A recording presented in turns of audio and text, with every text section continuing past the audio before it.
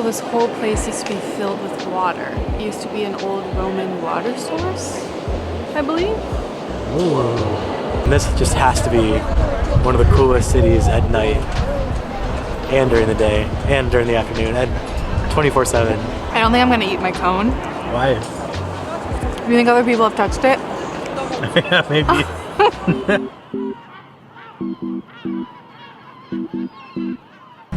We're crossing the Galata Bridge over the strait. You can see the Galata Tower in the distance. And all of these fishermen are out here actually catching fish. We've seen a few already, and everyone just has their bucket right by them with the day's catch. There has to be over 100 fishermen on this bridge right now. I wonder if you have to like reserve your spot early or if you can just come with your pole at any time.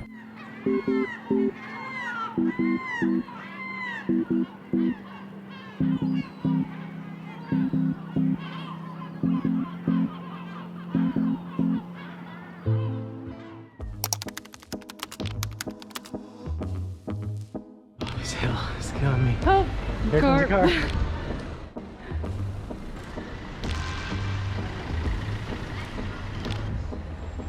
The brake pads on these cars must just be destroyed constantly. Oh my god. This might be the steepest one yet, and that is saying something. Oh, nice. Wow, you can finally see the tower.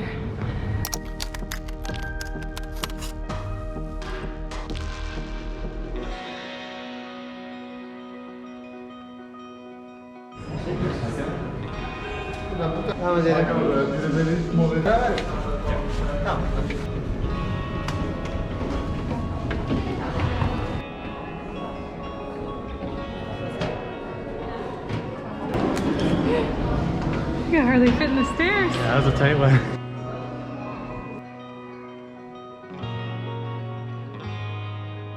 So that is the bridge right there that we crossed.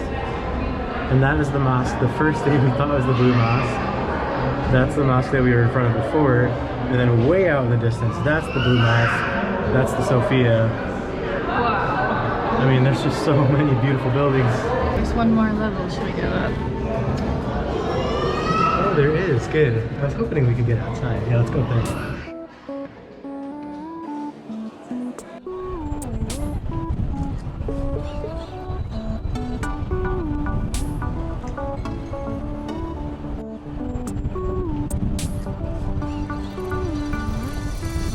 Chilly up here. It's really windy.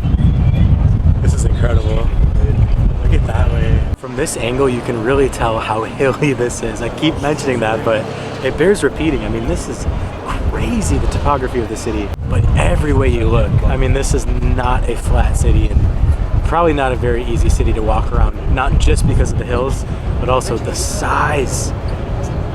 The incredible size of the city. It's just sprawling in every direction. We haven't even seen the other side. I mean, this is truly one of the world's most epic cities.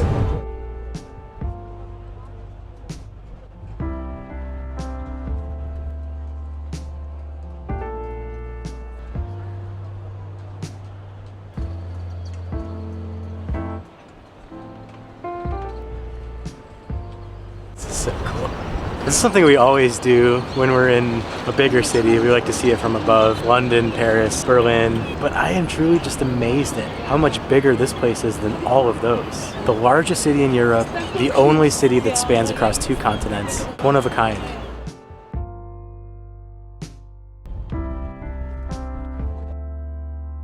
.360-degree views. You can see all of it.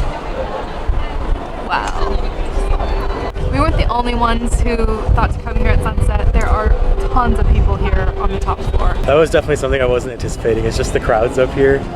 And I'm really nervous with the camera up here because people just keep shoving and shouldering and bumping. And it's not really anyone's fault. I mean, there's nowhere to go. It's really narrow, but wow, yeah, incredible. Definitely worth fighting your way through for this. And this just has to be one of the coolest cities at night and during the day and during the afternoon and 24/7.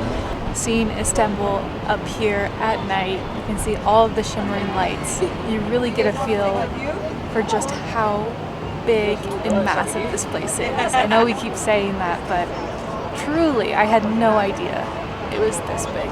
there is no doubt that this was worth it. We're so glad we came back up. Sunset's cool, but this is the way to see Istanbul and the tower.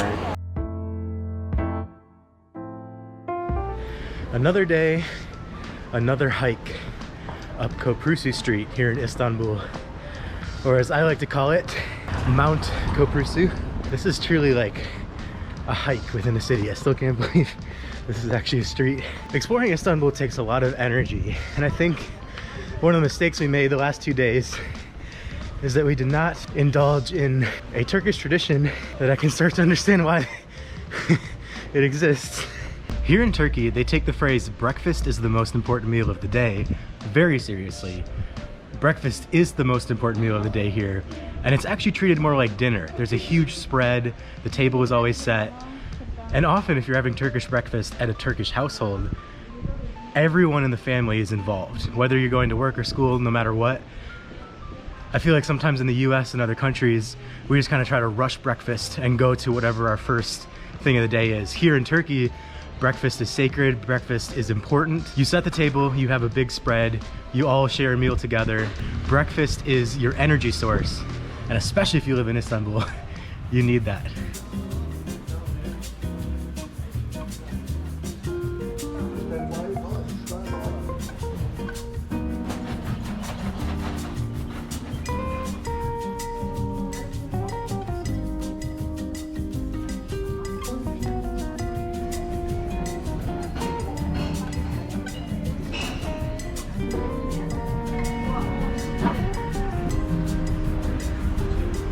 Wow, that's strong. Bitter. Bitter.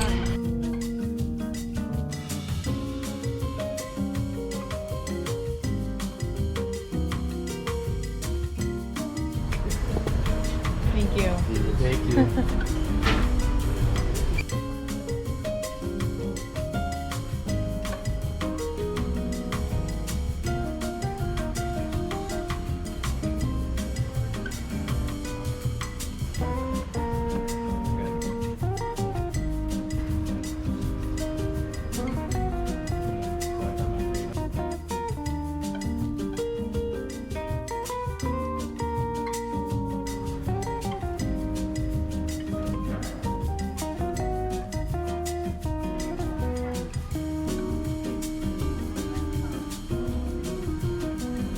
Everything we have tried on this table has been fantastic. It's almost overwhelming. You don't know, you find your favorites and you keep going back to them, but you also want to try everything. So far, this is my favorite. I think it's like an Ivar, like from the Balkans, like a bell pepper chutney with a little spice. This is really good too, like a creamy cheese spread. I don't even know where to go from here. Oh, the cheese. The cheese is all really good. This is a new one. Wow. Final thoughts on our Turkish breakfast. It absolutely exceeded all of our expectations. Such an enjoyable experience. I can't recommend Sava Anatolian Breakfast House enough. Gotta give them a shout out. What I really noticed with this is that you have so many different flavor profiles going on at once. You have the sweet, light, citrusy flavors, and then you also have like this really dense, savory, spicy flavor too. What I read before we got there is that you usually start with the savory and spicy and then you kind of work your way towards the sweet. That's not how I approached it. I just kind of chaotically went all over the place and tried everything. But it was a little overwhelming for me in the sense that I didn't know what to try. And once I had a few favorites going, I kept gravitating towards those favorites, and it was hard to branch away and try something completely new, especially since we had no idea what anything was. So we had no idea what it was gonna taste like. But I'm very proud of myself. I tried absolutely everything on the table except for the cherry tomatoes. If you watch this channel, I'm not a tomato guy, and I'm gonna have to get over that because we're in a very tomato-y land right now. Kind of looking at the pictures and everything beforehand, I was thinking like, oh, this might not be enough food for us. But no, we got eggs, we got sausage, we got all of that bread. The bread was definitely like your home base because that's how you could try all of the dips. I feel so refreshed. I feel so ready to take on the day now. We should have done this the last 2 days. We've talked a lot about how this is the only city in the world that straddles 2 different continents. But one thing we have not done yet is go over to the Asian side. We've only been on the European side. So that is what we're gonna do now. We're gonna take a ferry over to the Asian side of Istanbul. It's really cool because the strait goes right through the city, and there's important things on both sides of the city, so people need a way to travel between the strait. So that bus pass that we've been using in the tram pass, that also includes ferries. And you can take a ferry on the Bosphorus Strait in between the two sides. They do have a lot of boat tours and stuff like that here, but honestly, for 10 lira, I think the way to go is just take the ferry.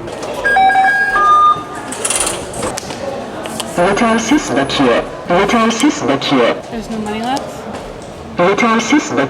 There has to be.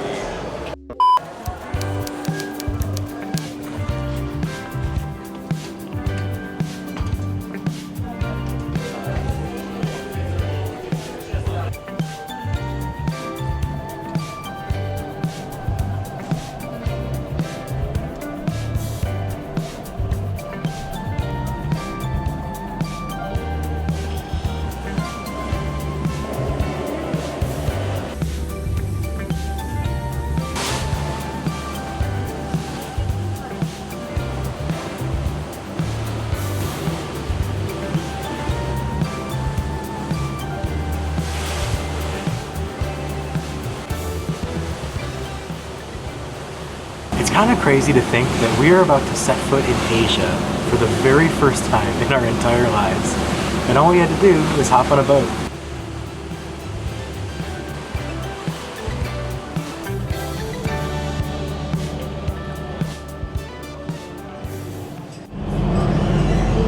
We're in Asia.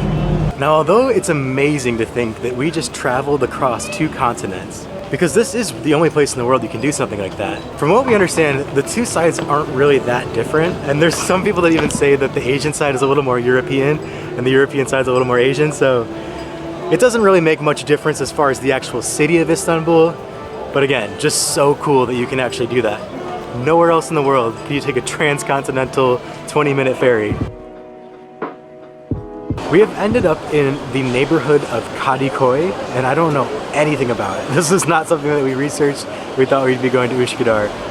So we're just gonna kind of walk around, maybe get a beer or water or something, and then honestly we might hop right back on the ferry. All in all, we'll probably only spend a couple hours here on the Asian side of Istanbul, but it's a little foreshadowing. A lot more Asia on the way.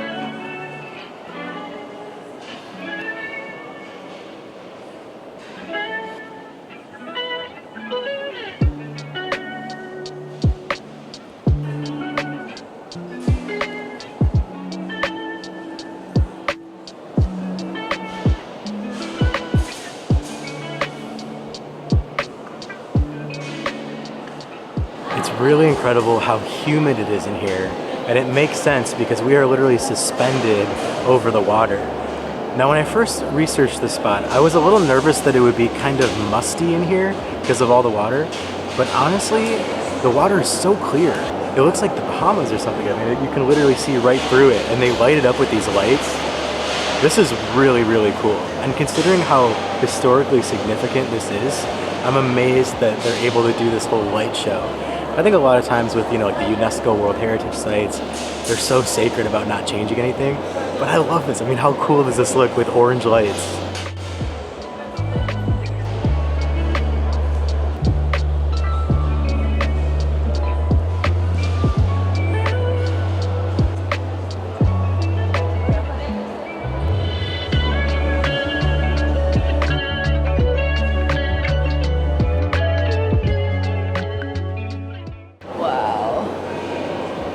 So this whole place used to be filled with water. It used to be an old Roman water source, I believe.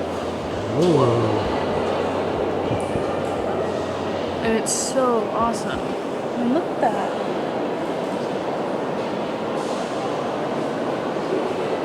We've seen 3 colors so far, green, orange, and white.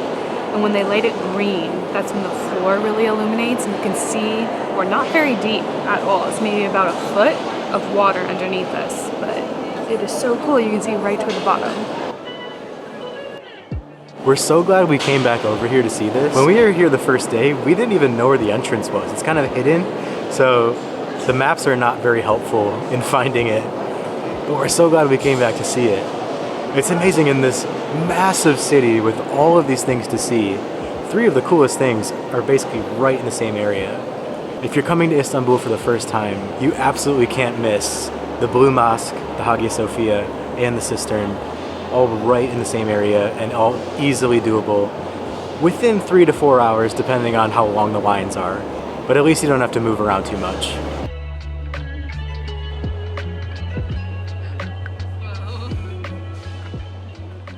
Love capturing those lighting changes. So that seems to be the color rotation. Like a turquoise green, an orange, and then a yellow or white.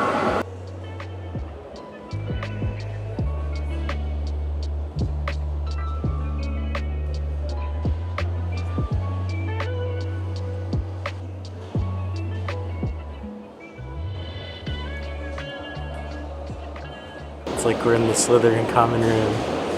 Oh, now it's Gryffindor. It's amazing, just the detail on some of these pillars. Like this one over here.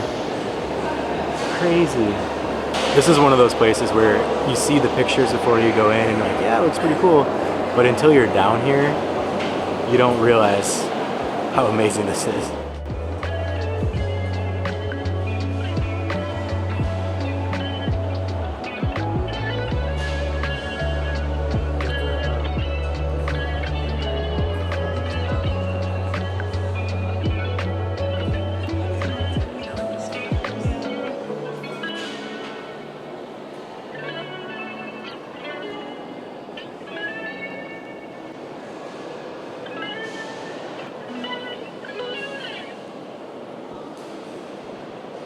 When you're down here, it's almost easy to forget that you're still in the chaos of Istanbul. All of the people, the light, the stimulus.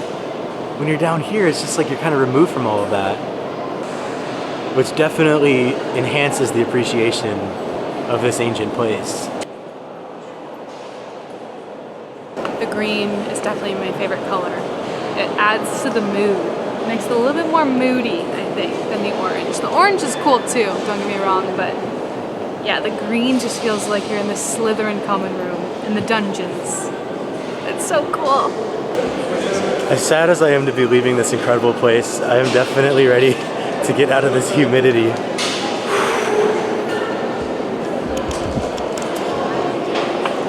Let's go. Oh. You don't realize how humid it is until you step outside and it's finally, you can breathe again, this cool air.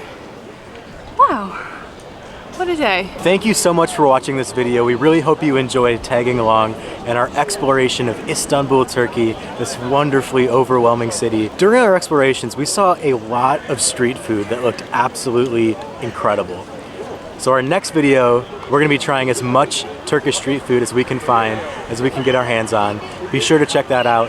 Don't forget to like and subscribe. Teşekkürler.